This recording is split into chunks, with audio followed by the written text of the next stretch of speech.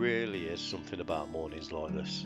The air's still, the world's quiet, and the water feels alive in its own slow way. I'm on the Coventry Canal near Artshill, a place that's been part of Britain's story for more than 2 centuries, but today it's part of mine.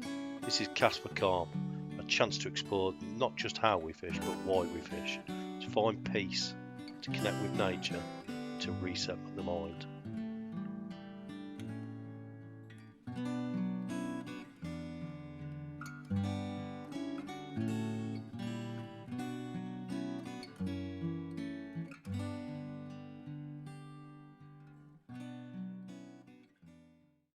Morning, welcome to the Coventry Canal. A very blustery, dark, miserable day on the Coventry Canal as it happens. Today we're targeting Zander, of course. Coventry Canal is well known for its good head of Zander, and I'll be targeting them using small roach dead baits, little bream dead baits, really light tactics. I will run through the tactics later, but yeah, for me it's more than catching fish. It's all about being amongst nature, amongst history. This place is steeped in history, and it's just somewhere to come, reset the mind, relax, and just enjoy it. And if we catch Zander, then it's all well and good. But you know how these videos work. It's all about getting out, relaxing, and resetting the brain. You know, we all have tough times. It's a difficult place to be at the minute, the UK. Be it financially, health. We've all got issues. But yeah, getting out onto the canal or anywhere, fishing, walking, it just gives that chance to reset. And that's what it's all about today. It's all about the reset. And of course we want to catch a fish, but if we do, we do. If we don't, we don't. We're amongst history, we're amongst nature, and that's all we need. Little bleep. It's quite windy today. You say it's a moody, miserable day. It's late autumn. It's not particularly cold, it's just grey. But hopefully, fingers crossed, we'll catch a fish. And if not, this time tonight, by the time we go home tonight, the brain will be reset and we'll be good to go. We'll be good to attack life again, head on. So yeah, enjoy the video.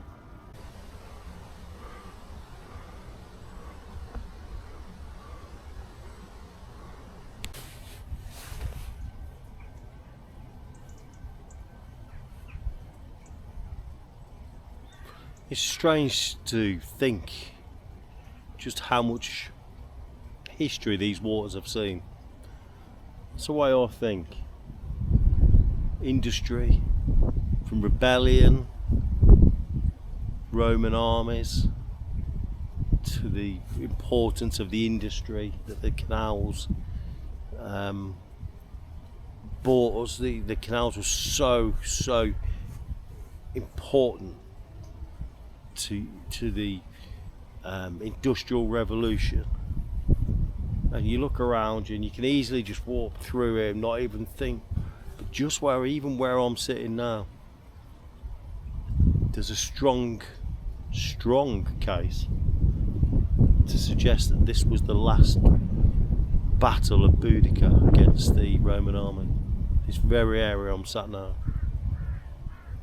Incredible. It's quite powerful, really.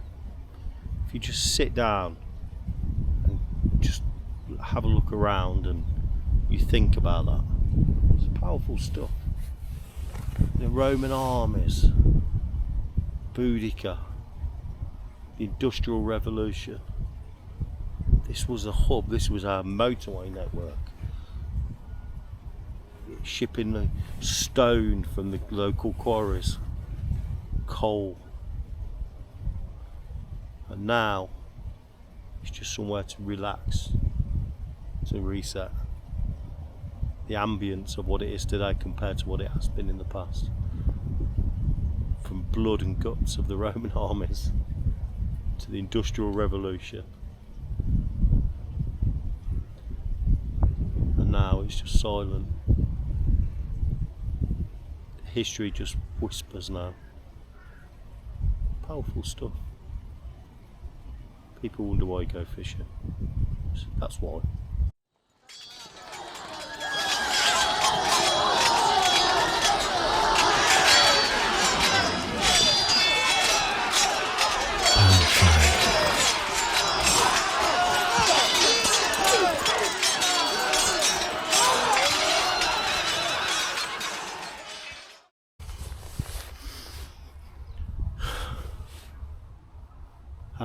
As I thought, the Zander are playing hardball today.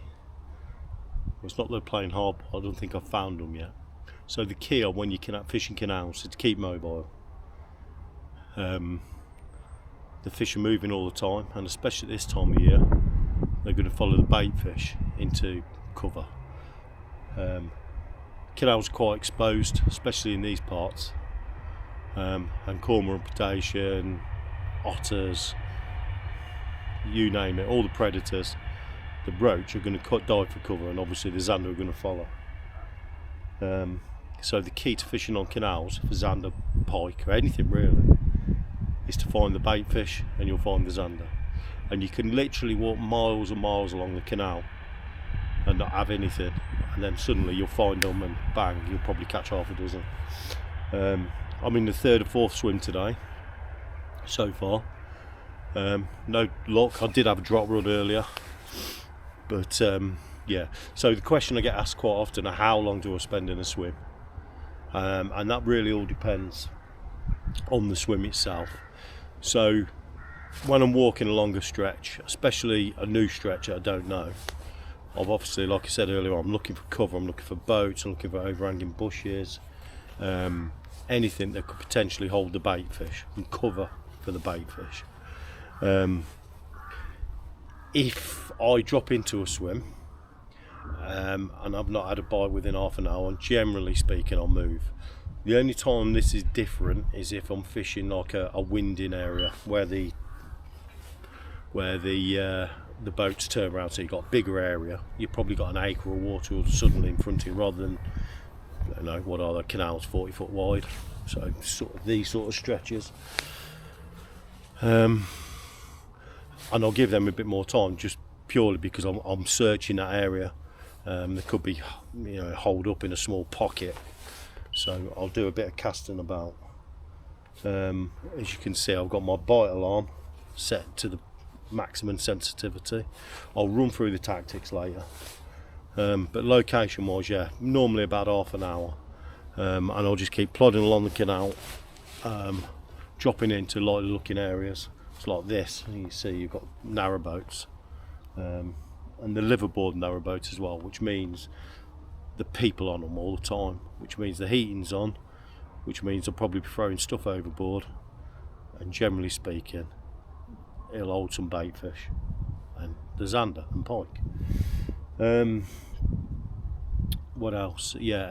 So basically the other thing that I will do is I'll listen and try and get some sort of heads up on where the fish could potentially be, and I do this by having a look in the local match reports, see if there's been any matches along the stretch.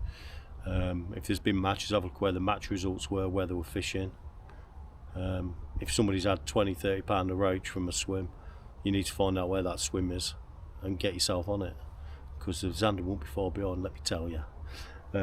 Speak to other anglers. You'd be surprised, and most anglers do give you a bit of information, despite what people say. People do keep it sneaky beaky, but generally speaking, if you speak to anglers, they'll give you a good heads up as to where they've been catching a few. Probably won't give you exact areas, but they'll give you a basic location, somewhere to start. And even narrowboats. So today I've just there was a narrowboat just come past me. There's a marina just up here now. We're going to be fishing in a little while. But he was saying him his mate fished last night and they had a big net of roach out of the marina. Wind. So yeah, so straight away I'm thinking, right, the chances are the Zander are going to be there. Let me just adjust this a minute. So that's definitely, I mean, marinas are good holding areas anyway for pike, Zander and obviously bait fish. So yeah, there's that's what I'll do, and I'll just keep moving every half an hour. If I think there's an area where I'm convinced there's going to be a few fish, or I've had a take and a aborted take, I'll stay there. I'll just judge it. I'll judge it as it comes, really. But you generally speaking, when you get experience, you just get a feeling whether there's fish going to be here or there's fish here. If you're fishing, it's like now, I've been fishing here for 10-15 minutes. I'm not feeling it really. You do get these feelings whether there's going to be fish here. You can see signs. Have you seen any bait fish scattering? No, today. Are you seeing small fish dotting on the surface? No. But you know, it's just keep moving, and eventually once you find them, hopefully you'll catch them. So yeah, that's what I do on canals anyway. Try and keep your tackle down to a minimum. I'm actually not today. I'm well overloaded because I bought all the camera equipment with me, and it's a pain, to be honest. Well, I like to be a bit more mobile than I am. So yeah, moving on to tactics. 2 rods today. I always fish one on the ledger, and if you want to see how I set up my ledger and my rigs, hook links, etc., you can check out this video here. I've now got a section on rigs and tactics, and I've also got a section on baits. So if you click this video here, click on the Zander Canal Zander, and you'll find all the setup. But basically, on the ledger rod, I'll start with the rods. I'm using my lure rods actually. It might seem strange, but the reason I do that, these are the sort of medium, what are they? Witchwood agitators. They're equivalent to about a pound 1.25 test curve, but the big thing is that they're tiny. They're only 6 foot, and on canal towpaths, when you got really, you've not got a lot of room, especially here now, and that's why I'm not on my chair, because I've got nowhere to put my chair, because it's quite narrow, the towpath. They're ideal because I can just sort of poke them in out of the way where people ain't going to come past on bikes and knock big rods over. So yeah, they're ideal. Shimano bait runner. I've got 12-pound main line, and then I've got a running. I've got a 3-ounce lead to a run ring, a ceramic run ring, to a buffer stop, and then to my hook link, which is the Drennan super soft trace wire. Now, it's really important that when you're fishing for Zander, especially on canals, that you use a trace, because there are pike, and you're going to pick up pike because you're using dead baits. So it's really important. But like I say, I will probably show you the rig later properly, but if you go on the video, and I'll tell you exactly what I do, how to tie it, etc. The other rod is a really simple float rig. So the ledger rod is fish static, obviously, on the bottom. Just popped up actually. I've just got a bait popped up off the bottom, just a half a roach, tiny little roach. The float rod I use is because I'll fish that at half depth, and then what I'll do, I'll just chuck it out and I'll let that just blow around the swim, just keep moving, and I'm trying to search for fish. If are they on the margins, are they in the middle, are they in close to me? You don't know. So by using a float, I can just cast it out. I can cast that out. So there's a motorbike coming, I think. Yeah, here's a motorbike. This is exactly what I'm saying. It's exactly what I'm saying with regards to your rods. This idiot.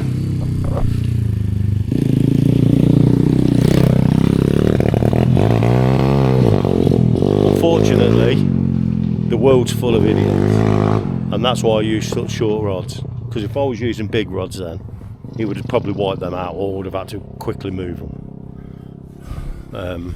So hopefully he falls off and ends up in the drink. Yeah, so yeah, the float, I'll chuck that out and I'll just let it drift around the swim, and hopefully I can sort of gauge where they are, whether I can keep adjusting the depth. I can fish foot from the surface, or I can fish near the bottom, and I can keep adjusting it, and eventually if I find a fish at a certain depth, then I'll know potentially they're up in the water or whatever. Once I do find fish, or I start picking fish up on the ledger, I'll perhaps move both rods to fish in the ledger. If I'm catching them on the float nearer the surface, I'll perhaps swap both over to the surface, to the float. The float is an ultralight, tiny little pike bobbin. I think it's 2 ounce. Can't remember exactly what it is. I've had them years, to be honest. And again, it's just a buffer bead, stop knot, down to a trace, with a single. Both hooks are, well, actually one's a circle hook, size 4 circle, and on the float I've got I think it's a Gardner wide gape hook. Yeah, semi-barbed both. So yeah, but as I say, I will, if you click on the videos, you'll see exactly how I do it, how to tie the rigs and everything. So yeah, see how we get on, eh?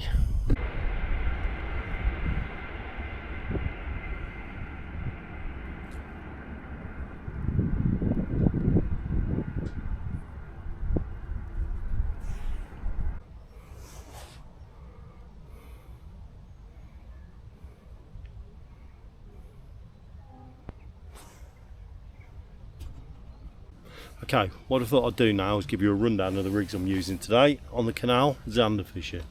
And this is my standard setup, what I pretty much use on every canal, and even sort of small ponds, lakes, when I'm fishing for Zander. Zander hate resistance of any description. They feel anything, they're going to drop the bait. So every single one of my setups and my rigs are designed about free running, resistance free setups. It's absolutely key to catching Zander. It really is. The first one I'm going to run through is my float setup. So generally speaking, on the canal I use 2 rods. I'll use one on the float and I'll use a ledger. So basically I'm going to nail one to the deck, I'm going to fish on the bottom on one, and on the second rod I'll use a float, and I'll generally fish it at half depth. And what I'll do, I'll just trot that around the swim. And the reason being is that Zander can fish, they'll feed on the bottom, they'll feed mid-water, and they'll feed near the surface. And by using a float, I can sort of gauge what they're doing. So I'll start off normally a foot off the bottom, or mid-depth, and I'll take it from there, and I'll just keep adjusting the depth, and I can gauge them where they're feeding. So yeah, it's dead simple. I'm using my short rods, Witchwood Agitator LRS lure rods, 7'4" they are, and as I think I've already explained, the reason I use them is because they're nice and short. They're really sort of forgiving in the tip, really sensitive because it's a lure rod, and they're perfect for Zander fishing, especially on the canal when you got walkers, you've got push bikes, and as you've seen earlier on a motorbike, absolute idiots. So you have to be really careful with the tow paths being so narrow. You've really got a lack of room to start. So by using sort of 11-foot rods, you're asking for trouble really, and you're constantly having to keep moving stuff. It's a bloody nightmare. So yeah, my float rod, the rod, I've got bait runner reel, 12-pound line, main line, mono. I never bother on canals to fish braid, to be honest.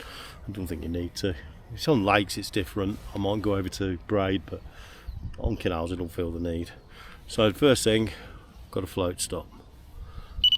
Oh, I've caught a nice float stop there, just so I can set the depth, which then comes down to my float. which is a Esox pike bob in 7 gram. It's a tiny little thing, as you can probably see on my hand. They are tiny. Brilliant though. Again, it's all about, I don't want to use a big pike, bung up big pike floats, because it's important. I don't want any resistance. I don't want to feel anything when they take the bait. The float then comes down to a couple of BB shot, not BBs, triple A's I think they are, but any sort of shot, just enough to drop the bait down. And then I've got a bead, and it's one of these beads with a cover that goes over the swivel, and the swivel is a quick change swivel, as you can see there. Can you see? It might be blurry, but that might be just my eyes. I've got my glasses. Basically, that swivel there just allows me to change my traces. I can just unclip the trace. The trace itself, you must use a trace on the canals. Canals are full of Zander, as well as full of pike even, as well as Zander. And if you hook a pike on fluorocarbon, you're just going to lose it. You're going to have a bite off, you're going to leave a pike with a hook. So this is the Drennan super soft trace wire. You can almost knot this. In fact, I have there, as you can see.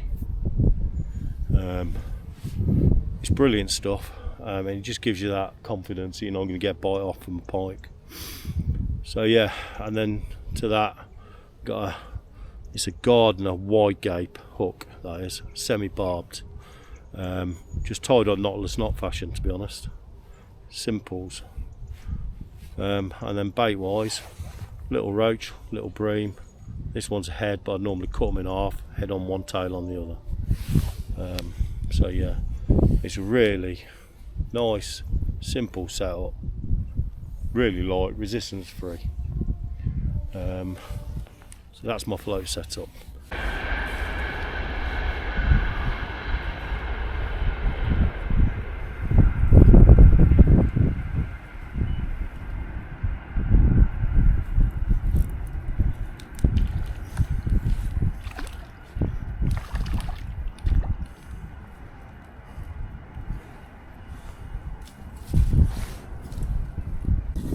Well, I just left the last swim and I was walking down towards my next planned swim, and I thought, oh no, this looks decent. It's got a reed bed, some moored boats, and it ain't the biggest.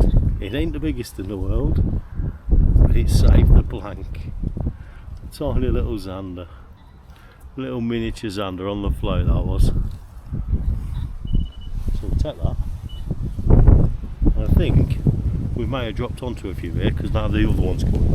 So let's get this little puppy back and see how we get on with it.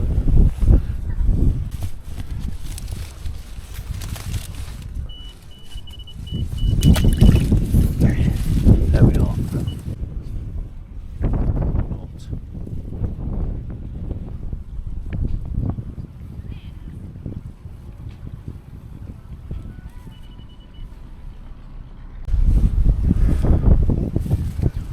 Floats away again, guys.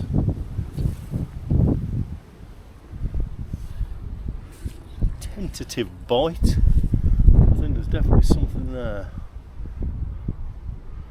I think it's only a little one again. Yeah, here we go. Yeah, we're in. Oh, he's coming. Oh. Well, we lost that one.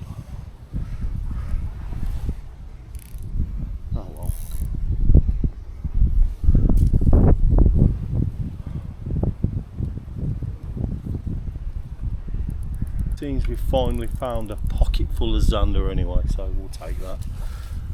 New bait, crack on. Just before it gets dark, I'm going to run you through my ledger rig. It's starting to get dark pretty quick now, so we're on bite time, so I don't want to hang about. So it's dead simple. I've got a 3-ounce lead to a run ring. This is straight through mono, 12-pound mono. And then from there we come down to a bead. It's one of these beads that slide over the swivel. Yeah, there's the bead, and then I've got a quick chain link there, so I can just clip off these traces. And then my trace is it's a Drennan Super Soft. It's really good stuff. You can actually knot it, but I tend to crimp, to be honest. And then from there we got what, foot long, 10 inches, something like that, trace, down to a wide gape single carp hook, and I crimp it with a loop, so that hook's got loads of movement, and then all the fish is just a little roach head. It's dead simple. I'll go into more detail there's a new section now on this channel on rigs, and if you click on the link below, and it'll run you through my Zander rig and how to tie it and make the traces. So yeah, but yeah, we're on bite time now, so I want to get this bait back out, so let's do it.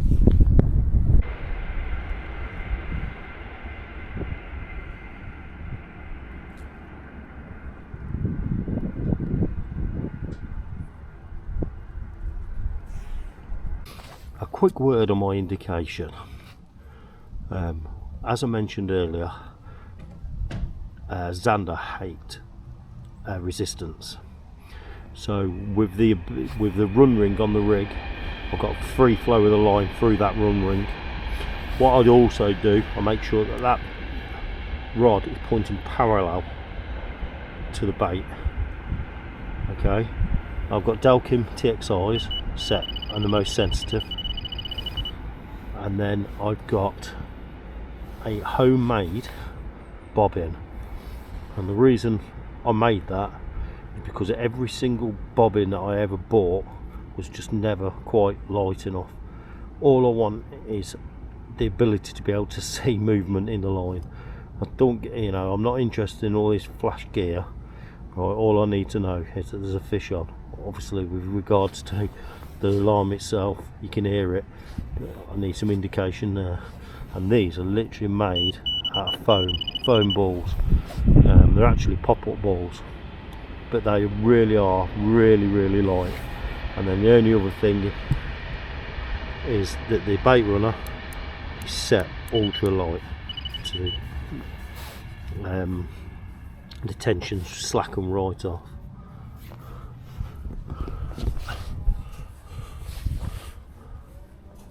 And we're gonna wait.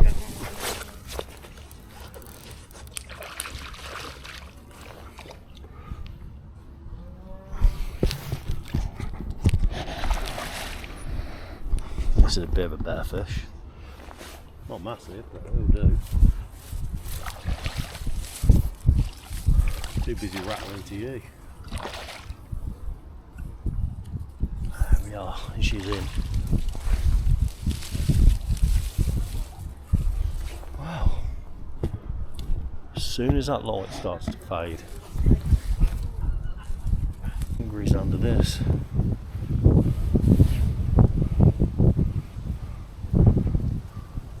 That one. Much better. He nailed that bait, by the way. There we go, another one. Stunning fish. I absolutely love these things. Fangs on there, look. Check out that.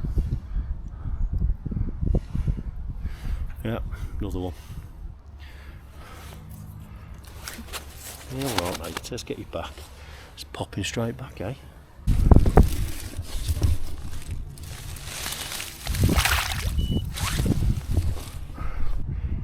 He's gone. And away. Right, let's get another bait. I'll see if we catch another one even bigger.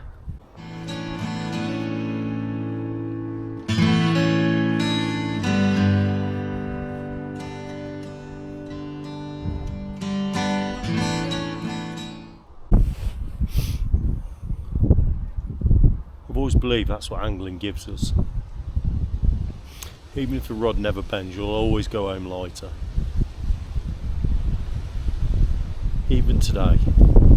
It's a cold, blustery November's evening. Do you know what? I've had an absolutely wonderful day. I'm wrapped up warm. You know, the rain's held off, which is a bonus. And I've had a fantastic time. We've caught a couple of fish up to now. Hopefully we'll catch some more. But yeah, as I've said time and time again in the other videos, you know, I'm lucky. I'm very lucky. I can go fishing. You know, I'm body able. You know, not everybody's as lucky as me. Not everybody's as lucky as an angler. But you know, even anglers these days lose why they go fishing. The reason they started fishing in the first place. You know, the places that they go. You know, and I don't think that many of them stop for a minute to have a look around, appreciate what's actually around them. They're just obsessed with chasing that target. And that was me once. It really was. But not now. Every single place I'll go to, there's memories there. Just where we are now. Just there. Was where my late dad, moored his boat. You know, I can remember sitting with my dad on a summer's evening next to the boat, fishing, with a beer, chatting, catching chub and roach. You know, so I'm sat here now. You know, I've got a lot of memories of flooding back. My dad, God bless him. You know, every single place I go to has got a story. It's got a history. And I go out and I want to know what that history is. As I mentioned earlier about Boudica and the Roman armies are in this area. The Industrial Revolution, the canals, how important they were. It's all important to me. Every single bit of it is important. Yeah, it's lovely if you catch a fish. If you don't care. I'm here to rest my soul and rest my mind. There's no such thing as bills. There's no such thing as, you know, stress on the riverbank. No such thing. This is a neutral zone.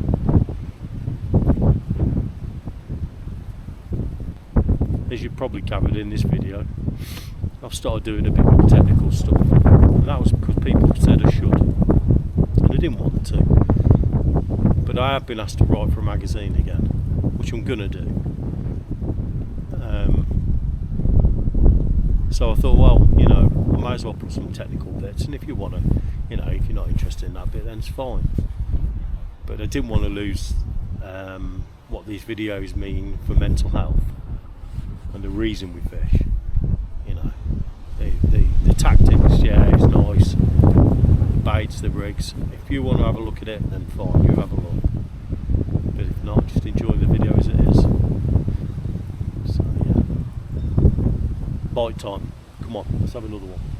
Not had one on the ledger yet, which is unusual. That's in the trap. That's in the main deep water. The fish we've had here have all been tight and close to this marginal reed bed. But I'm not interested. I don't care where they come from, as long as they come. Right, it's getting dark. This should be fun. Trying to film in the dark, first time. Catch you in a bit.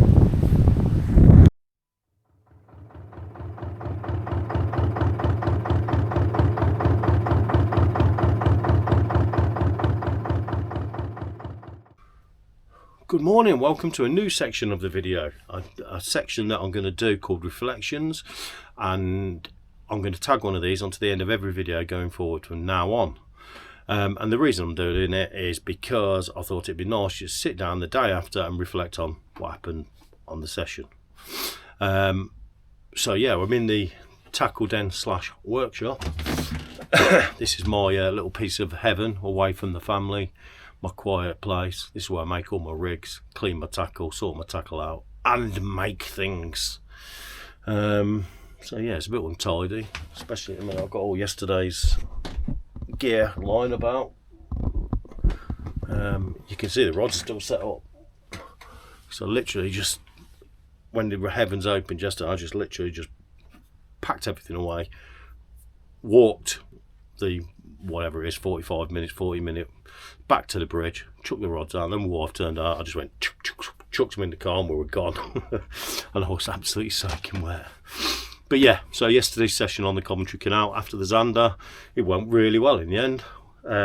So just after I did the last bit to camera, as I said, the heavens opened, and I quickly had to put everything away, all the camera and everything away. It chucked it down the rain, and it persisted all night.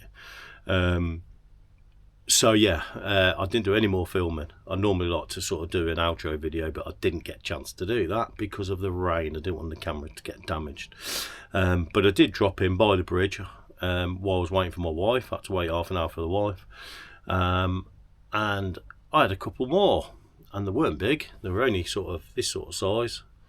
But yeah, we ended up with 4 fish and lost one.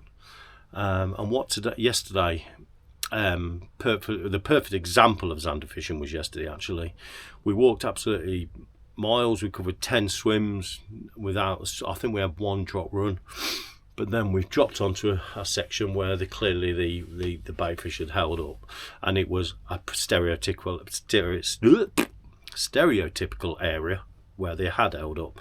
So we had moored boats, they were liverboards, so they're all living on the boats. They tend to have the heating on, which obviously the hull underneath gets warm. It attracts the bait fish. So they're always good areas to target, and that's exactly where they were. So I think yesterday we caught them all on the reeds opposite the boats. So yeah, I mean, it was just a good area, and we dropped on them, and that's where they were.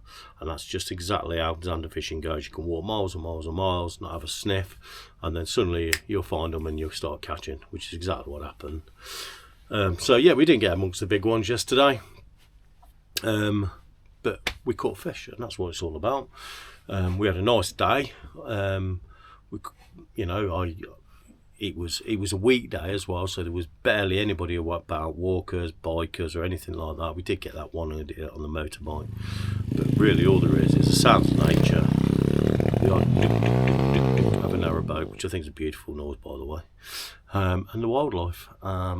Yeah, what did I see yesterday? I've seen a kingfisher, I've seen grebes, I've seen ducks, obviously. You always see ducks. I've seen a couple of buzzards, and it was nice. The rain did hold off right till the very end, as it always does. Just before you go home, it empties the sky onto you, just so you get home wet through, standard. So yeah, it was a really enjoyable session. As I said in the video earlier, there will be a rig section now, and also a bait section you can click on, and I will cover all the rigs in this video and other videos going forward.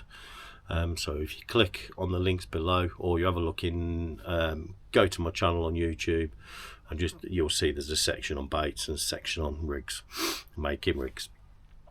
So yeah, it was really enjoyable day. Importantly, rested the old brain, relaxed, had some quiet time, left all the stresses and worries back home, and we had a great day. It was enjoyable, and that's all that counts.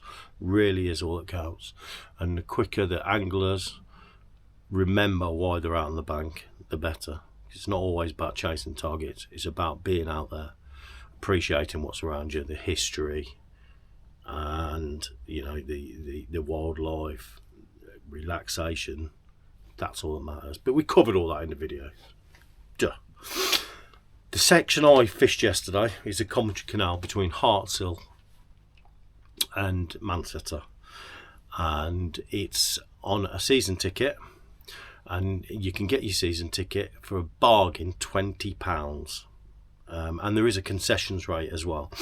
I'm not sure what that is, but what I'm going to do, I'm going to put the link in the description for it's Tussie's Angling Club, or Tussie's Lure Division, that you need to be able to fish that stretch. It's a great club. and they've got miles and miles of the Coventry Canal right up to Coventry.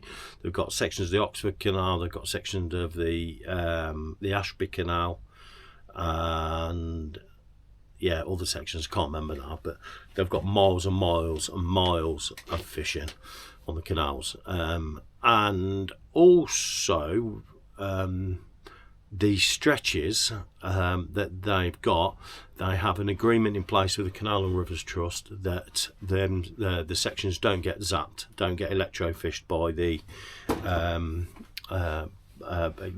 so basically Zander are an invasive species, and they are caught in large areas of the canal network. It's very controversial, and rightly so, but Tussie's Angling Club have got an agreement in place that the stretches that they lease will not be electric fish, so you can guarantee wherever you fish on the Tussie's ticket, you know that the Zander are being left alone. So that's one thing to point out.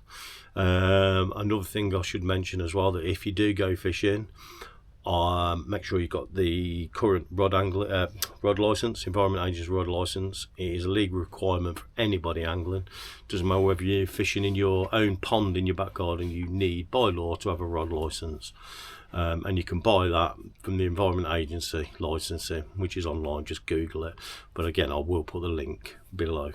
So just make sure that the last thing you want to do is go fishing and you know in the back of your mind you're probably fishing illegally, and then that just counter affects the fact that you're going there to relax and rest the mind. You know, so stress free, no poaching, you know, get your ticket. It's £20 a year. I mean, for all that fishing, it's an absolute bargain. So yes, and the other thing I wanted to mention is that I am actually an angling guide, and I do guided trips along the Coventry Canal for Zander, along with I do pike fishing guiding, and I also do chub fishing guiding, where I can take you chub fishing on a private stretch, a family owned river. We've chubbed to over £7 actually. So yeah, if you are interested in that, there's a picture here, that's my leaflet. But yeah, by all means, if you do fancy treating a loved one to a Christmas present, bit of guiding, spend the day with me angling, you can click on the link below, or you can email me. Here is my email address, just email me on there, and then I'll send you my contact number, you can give me a call. You can also click on my Facebook page, Casting for Calm,